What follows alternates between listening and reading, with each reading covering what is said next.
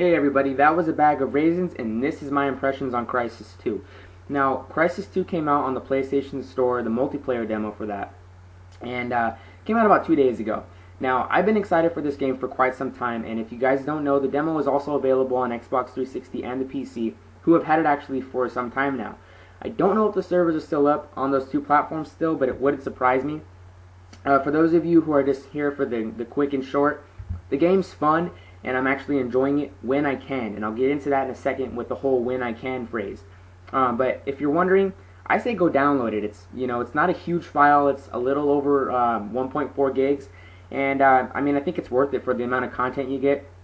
It's a pretty cool download. It went pretty fast for me, so yeah, I would definitely say go download it. But with that being said, I just want to get into some of the goods and the bads of the demo that I've been experiencing within my time of playing.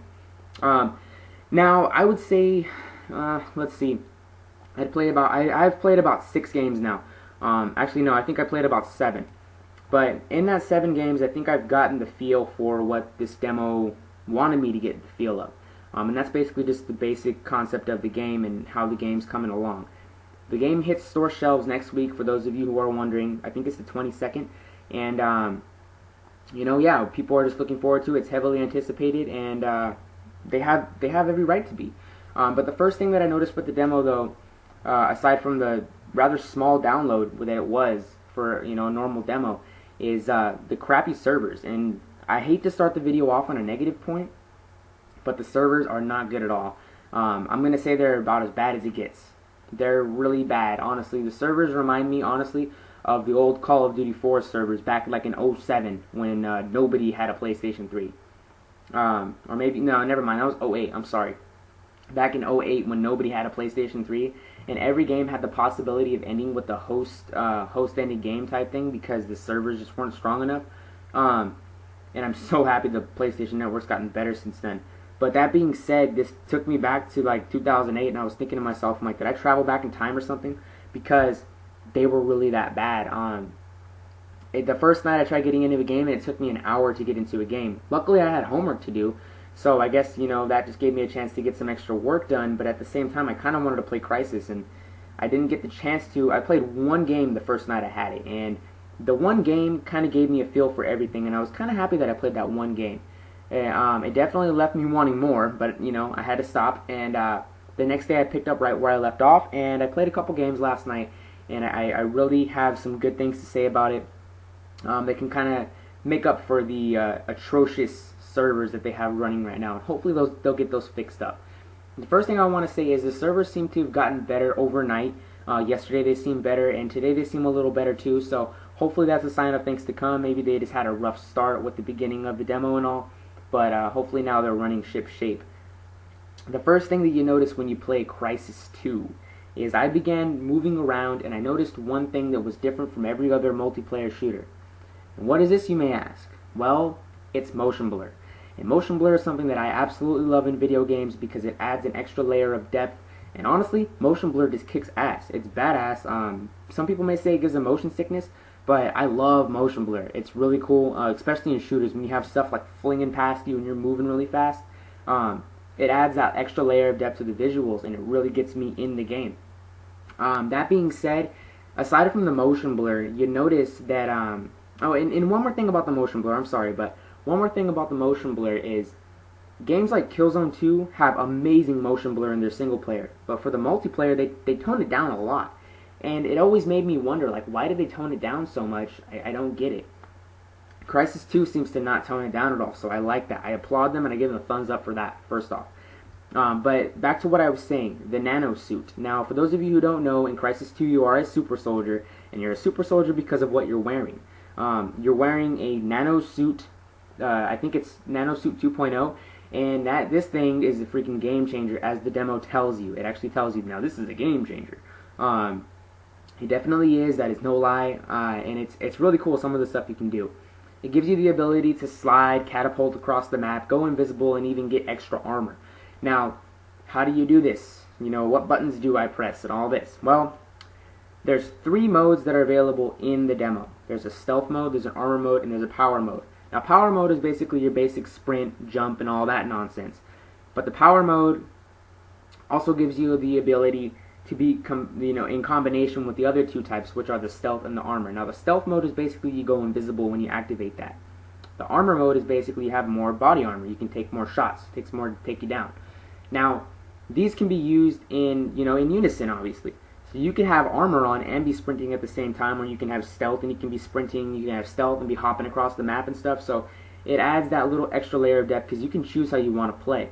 I for one I think I got the adapter or something like that, adaptable accolade like every game I was in, and that's the accolade you get for most suit mode changes, because I was just changing from like stealth to armor to stealth and all this crazy stuff. So I was going nuts with the suit. I'm having a blast with that. That is something that is really fun to use in the game, and I really enjoy it.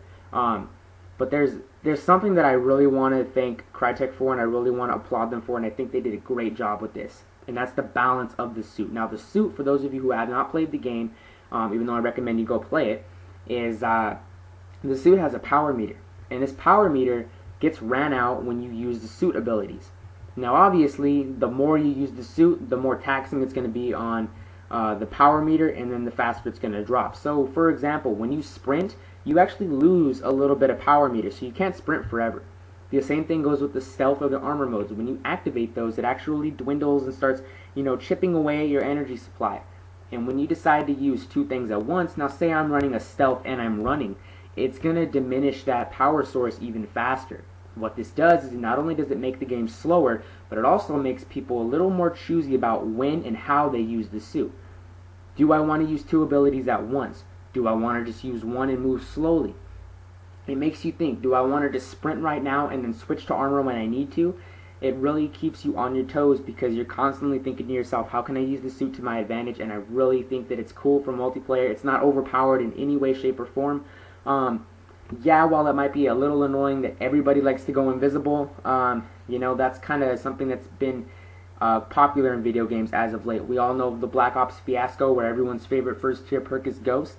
And now, Killzone 3 has the whole marksman thing where everybody seems to be invisible.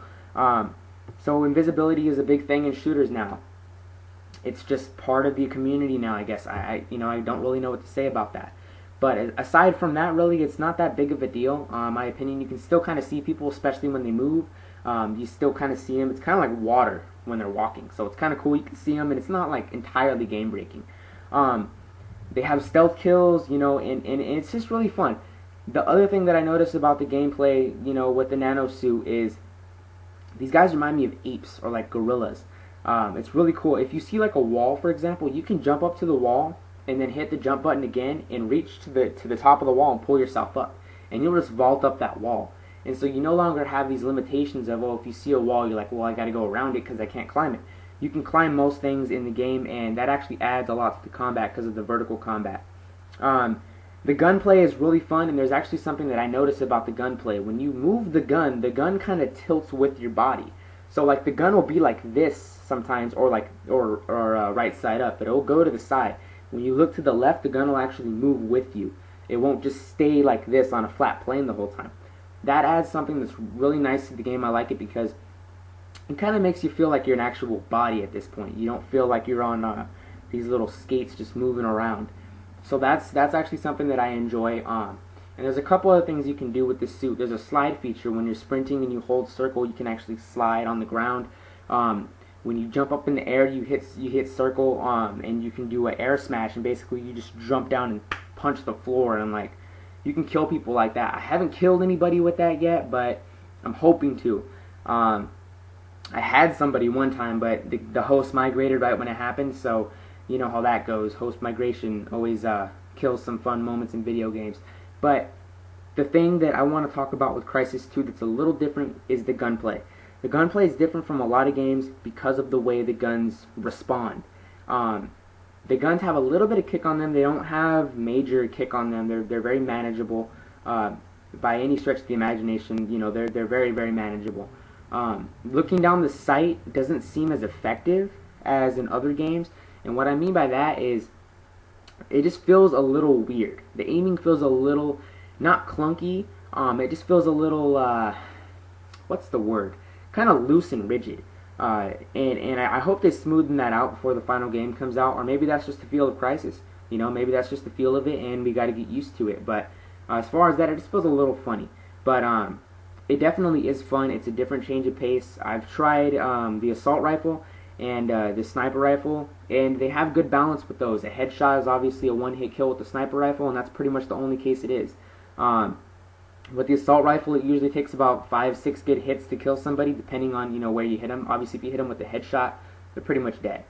The damage actually really reminds me of Medal of Honor. The hit detection system and the damage system reminds me a lot of Medal of Honor. So while it isn't my favorite, because I didn't really care for Medal of Honor too much, I can deal with it. Because aside from the gunplay, I have something else to distract me with this game, is the fact that you can do a lot more things. You can actually swim in this game. There's 2 maps. There's Skyline and Pier 17, and on Pier 17 there's a large body of water. You can actually hop in that water and swim around and look underwater. You know, when you get out of the water actually has to clear from your vision, so it's really cool because you have like this ripple effect on your face. What was I gonna say next? Oh, destructibility. Now, destructibility is something that's going to be major for me in this game because I just like seeing stuff get blown up when I'm shooting at people. Especially if you have terrible aim, when you see stuff just blowing up, you kind of just feel a little better about yourself. So, you know, playing the game, I actually would intentionally go, I actually did this a couple games where I just intentionally walked around and tried to see what I could break. Obviously you can break normal things like glass, and you can knock pictures off of walls and whatnot. But there's really not much more than that to the whole package. You can break some wooden planks, but it's not really huge. I was expecting a lot more. Like, for example, I went into a locker area and shot up the lockers, and none of the doors came off. None of the hinges came out. So that was a little bit of a disappointment. And the same thing with the urinals. I went into a restroom area, and the urinals aren't destructible at all. They just turn black when you shoot them. And that's kind of a disappointment because I remember vividly in Killzone 2, actually, for that matter, Radic Academy, there was kind of like a locker room area. If you threw grenades in there, you saw the stuff flying everywhere, and it was cool. You had like urinals broken and all that. But hey, you know, Crysis doesn't have that. The hit detection is a little iffy, and I don't like it too much because, you know, sometimes you feel like I should be hitting that guy, and why is he not dying? So that is kind of annoying. But that may be just because of the atrocious connections they have right now. I've noticed that in pretty much every game I've gotten into, the host has a great connection, and everybody else has a crappy 1 or 2 bar. I had a 2 bar for like the whole night. I don't think I've gotten a 3 bar on the entire time that I played the demo. But all that aside, this is a refreshing experience. It's definitely different. And anybody who says that this is anything like Call of Duty, for that matter, I'm just going to silence that right now. It's not like Call of Duty. It's not like Battlefield. It is definitely its own game. The other thing, they have kill streaks. Now, people see kill streaks and they automatically think Call of Duty. Well, these kill streaks are a little different. Number 1, they aren't overpowered at all whatsoever. And number 2, you don't get the kill streak for just killing somebody. There's 2 parts to getting a kill streak. You have to kill the person, and you have to run up and get their dog tag. So instead of just being able to camp in a corner, you know, blah, blah, blah, blah, and get your kill streaks, that's not going to work for you. You have to kill somebody and go and get their dog tag. So say you kill somebody from across the map. If you want that kill to be added to your kill streak chain, you have to actually go all the way to his body and pick up that dog tag. And I think this is great because it rewards truly skilled players. Because if you're good enough to walk around to your dead bodies, and you're good enough to move around the map and still maintain a kill streak chain, then by all means, give him a kill streak because you definitely deserve it at that point. With that being said, this game is a lot of fun. Yes, there are server issues that really are just kind of angering at times because you want to play the game, but Crysis 3 is definitely a game that you can look forward to have a little bit of fun. I'm not saying I'm going to buy it. I'm not even saying I'm going to rent it yet, but it has me interested in the game again. While the graphics may not be as great as they said they were going to, you know, they said they were going to redefine how graphics look on console. It doesn't look better than Gears of War. It doesn't look better than Killzone. It doesn't look better than Uncharted. And it honestly doesn't look better than the Battlefield 3 videos that we've been seeing lately. While it is a step down graphically from the major heavy hitters, it is still a very pretty game. The graphics are still very awesome. And anybody who like says anything bad about the graphics is just delusional. And they're really trying to nitpick. The graphics are really good on this game, and now the motion blur just makes it look even better. There's some pop-in, there's some screen tearing, and there's a little bit of frame rate drop, but honestly, none of this is going to be game-breaking. all of this is just going to be minor stuff, very minute, and you're not going to notice it too much. I expect the final game to hopefully run better than this does. And like I said, crappy servers and the game doesn't run really smooth, but the gameplay is kind of fun and different, so it makes up for it.